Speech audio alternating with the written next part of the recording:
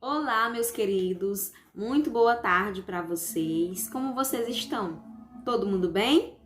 Que bom, graças a Deus que estão todos bem. Essa semana nós nos veremos por aqui. Nós teremos aulas virtuais. Vocês ficarão em casa e nós ficaremos aqui do outro lado da telinha, tá? Sejam muito bem-vindos à nossa aula de arte de hoje. Vamos relembrar um pouquinho do que nós estudamos em sala na aula anterior. Na aula anterior, que nós estivemos juntos, foi muito bom estar junto com vocês. Nós estudamos sobre um pouco do teatro, né? Eu contei a história do teatro para vocês, como que surge, quais são as características do teatro, que elementos são necessários para que aconteça um teatro, não foi isso? E um dos elementos principais e fundamentais do teatro é o texto, isto mesmo, o texto escrito de maneira dramática para ser dramatizado, na verdade, é a história. Nós analisamos que vocês já realizaram muitas atividades onde vocês recontam as histórias que nós já conhecemos nos livros e que essas histórias se transformaram em teatro, elas foram dramatizadas por alguém, por algumas pessoas. Principalmente os contos de fadas e os contos também dos irmãos Grimm, não foi isso?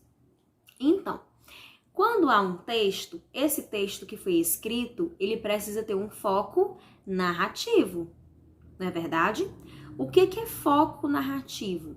O foco narrativo é a visão do narrador ao contar a história, tá?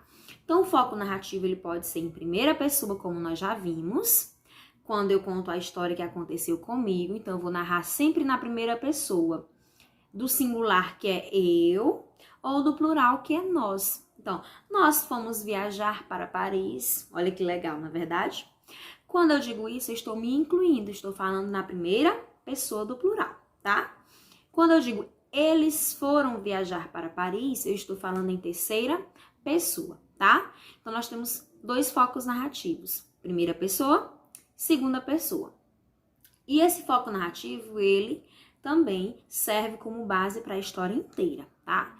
Nós vimos também os tipos de narrador, nós vimos que tem narrador personagem, narrador observador, o narrador intruso, não foi isso? E nós já realizamos algumas atividades. Nós realizamos a página 67, realizamos a página 68, onde vocês recontaram a história O Lobo e os Sete Cabritinhos, de um outro foco narrativo, lembram? Modificando o personagem. Vocês também pesquisaram sobre a peça teatral João e Maria, certo? Também dos irmãos Grimm. E depois vocês criaram uma história na página 69, com base na imagem e nos personagens, tá? Vocês criaram a história com base em um personagem, não foi isso?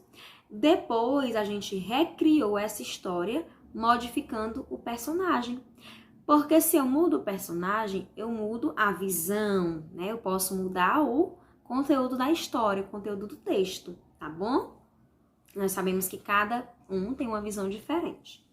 Depois, ficou para vocês realizarem na página 70, não foi isso? Vocês iam pesquisar a história do Patinho Feio, que nós já conhecemos. É uma história que acompanha a gente desde a infância, tá? E vocês iriam fazer a leitura da história do Patinho Feio, escrever um pequeno resumo e depois vocês iriam fazer o quê?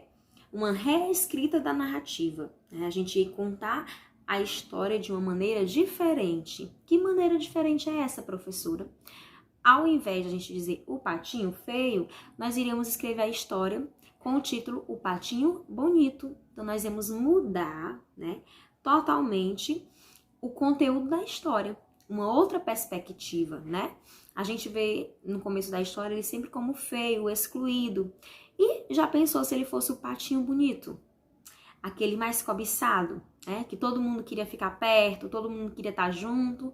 A história teria outro final, na verdade? Então, vocês fizeram isso. Depois, tá? Nós fizemos mais uma leitura, tá bom? Que foi da página 71, nós temos dois textos. Nós temos o texto da Cigarra e as Formigas, texto 1. Nesse primeiro texto, é a tradicional história da cigarra e das formigas. A cigarra só cantando o inverno todo e as formigas trabalhando, né, o verão. Trabalhando no verão inteiro. Quando chega o inverno, as formigas estão todas preparadas, elas se mantiveram de tudo, se precaveram de tudo. Elas vão apenas descansar guardadinhas, esperando o inverno passar. E a pobre da cigarra está lá, só cantou o verão inteiro, está lá sem ter onde ficar, e está lá pegando chuva e sofrendo com o frio, né? E aí ela tem uma ideia de bater na porta das formigas e pedir ajuda, pedir para ficar lá, não é isso que ela pede? Não teve tempo de fazer nada, então ela passou o verão todo cantando. E aí qual é a resposta que dão para ela? Se você passou o verão todo cantando, que tal você passar o inverno dançando? E aí a moral da história, os preguiçosos colhem o que merecem, não é verdade? E eu falei para vocês que essa história é uma fábula, que geralmente nas fábulas os personagens eles têm ações de pessoas humanas, né, das pessoas, na verdade, dos seres humanos, e eles falam, eles têm sentimentos, como acontece aqui na fábula da cigarra e das formigas, tá? Então essa aqui, ela pode ter várias morais, né? Esse aqui é uma, os preguiçosos colhem o que merecem, mas a gente tem também a moral de você primeiro a obrigação, depois a diversão, não é verdade? Então, por exemplo, primeiro estudar, depois brincar. E a cigarra, ela não faz assim, tá? Então, ela sofre, ela colhe o que plantou durante o verão. No texto 2, a cigarra e as formigas são as mesmas personagens, a trama acontece no início da mesma forma. Só que ao final da história, o que acontece? Ela vai, né? Aparece uma formiga friorenta, embrulhada e diz: "Que quer?" Examinando a triste mendiga que é a cigarra, né? Toda suja de lama. "Vem em busca de agasalho, o mau tempo não cessa e eu..." A formiga olhou para ela e disse o quê? "E o que você fez durante um bom tempo que não construiu uma casa?" Ela vai dizer, toda tremendo: "Eu cantava", né? Ela estava cantando. E aí o que ela vai dizer? "Pois entre, amiguinha. Nunca poderemos esquecer as boas horas que sua cantoria nos proporcionou. Aquele chiado nos distraía e aliviava o trabalho. Dizíamos sempre, que felicidade ter como vizinha uma tão gentil e cantora. Entre, amiga, que aqui terá cama e mesa durante todo o mau tempo." A cigarra sarou da tosse e voltou a ser alegre e cantora dos dias de sol. Moral da segunda história: os artistas, poetas, pintores e músicos são as cigarras da humanidade. Então, vocês viram que aqui nós temos uma moral diferente, né? Eles deram um tratamento diferente para a cigarra, porque elas estavam trabalhando todo o verão, mas foi muito melhor trabalhar ouvindo aquela cantoria da cigarra do que trabalhar em silêncio. E elas acolheram a cigarra, não foi isso? E a moral é totalmente diferente, tá? Então, a atividade de vocês aqui era escrever a opinião de vocês sobre o tratamento que foi dado para a cigarra. Vocês concordam com o tratamento que ela recebeu no primeiro texto ou o tratamento que ela recebeu no segundo texto? No segundo texto, nós podemos ter várias morais também, tá?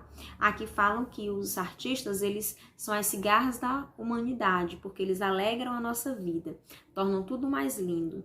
Como é bom a gente fazer alguma coisa ouvindo uma boa música, não é verdade?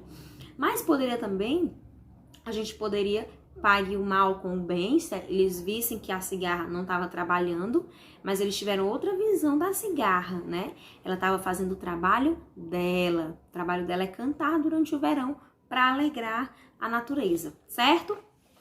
E hoje, meus queridos, nós vamos para a página 74.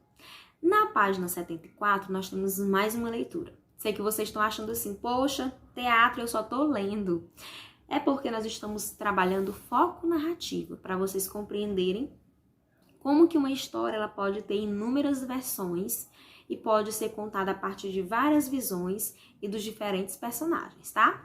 Então, agora nós vamos para a página 74. Mais um momento de leitura e mais um trabalho com foco narrativo, né? Nessa história, nós estamos vendo a capa de um livro que tem como título Alice no País das Maravilhas. Então, nós já conhecemos, acredito que a maioria conhece essa história de Alice no País das Maravilhas, mas eu vou deixar um link para vocês assistirem um teatro, tá? Para vocês só ler, não.